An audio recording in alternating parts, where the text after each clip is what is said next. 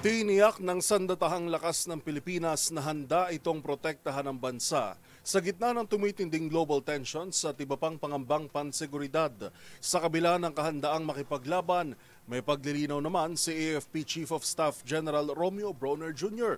Kung ano yan, ihahatid live ni Edniel Parosa. Edniel. Yoel, sa gitna ng nagpapagong kalagayan dito sa rehiyon kung saan matatagpuan ng Pilipinas, maging na iba't ibang global tensions gaya sa gitna ng silangan, naratili umanong matatag ang Forces of the Philippines sa kanilang misyong ipagtanggol ang bansa.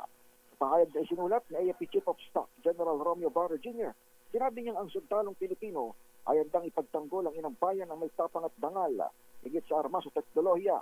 Binanggit ni Brawner na ang tunay na lakas ng sandatahan ay ang matibay na diwang makabayan at tapang ng bawat kawal.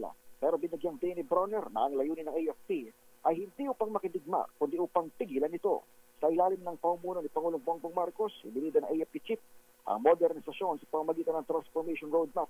Kabilang dito ang pagtatatag ng mga bagong special unit para sa cyber defense, intelligence, special operations at strategic planning.